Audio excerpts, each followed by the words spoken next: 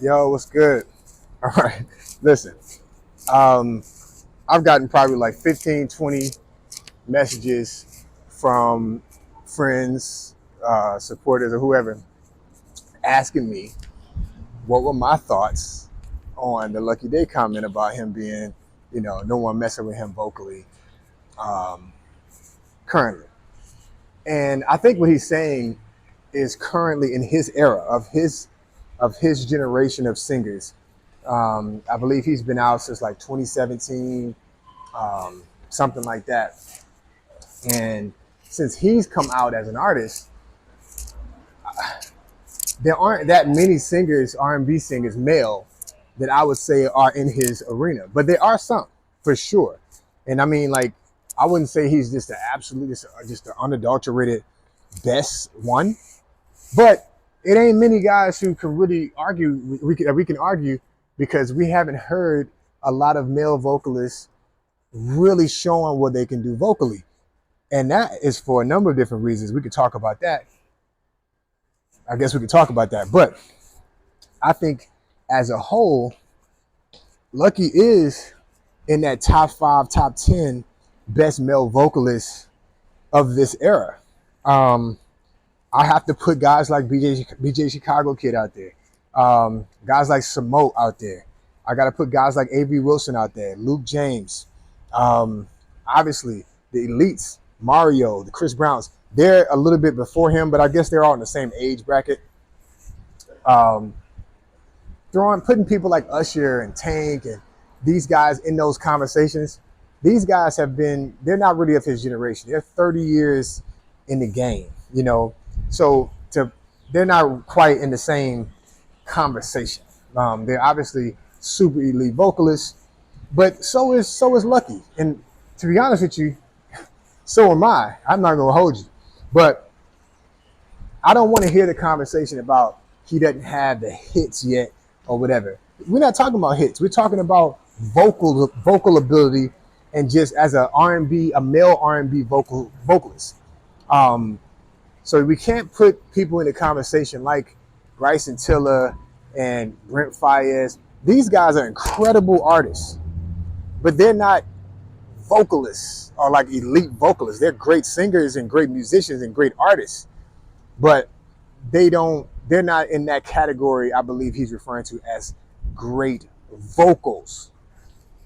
In terms of the acrobats and the just pure vocal skill, the elite vocal skill. So it gets real murky. But I want to make sure I say this. Music in general, this isn't hip hop. R&B music is not really made, or not really meant rather, to be, oh, I'm the best this, I'm the best that, you're this and you're that. R&B music really is about how it makes you feel. So we can't really compare, well, I'm gonna say this. You have a lot of guys out here, singers, male and female, that we love how those songs make us feel or how the artist's voice makes us feel, more than someone who may be a more talented singer. I'll give you an example. Mary J. Blige. Mary J. Blige is one of the greatest artists ever. Definitely like greatest female artist of all time. Her catalog, you can put it up there with anybody's catalog, and she has something to say. Now, we don't compare Mary J. Blige to Mariah Carey vocally. We don't compare Mary J. Blige to Whitney Houston vocally. But we love the way Mary's music makes us feel.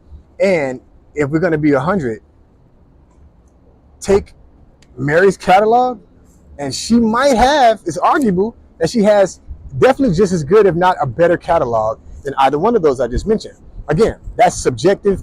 That's not specifically my opinion, but it's arguable because she is such an incredible artist. Because above all, we love the way Mary makes us feel when she sings.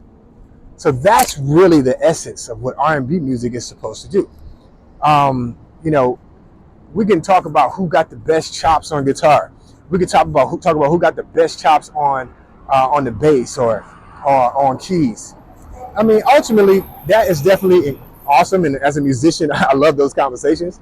And I grew up in the church, so that was always something that we did in terms of, oh, you can't play like this guy or whatever. And I get all that.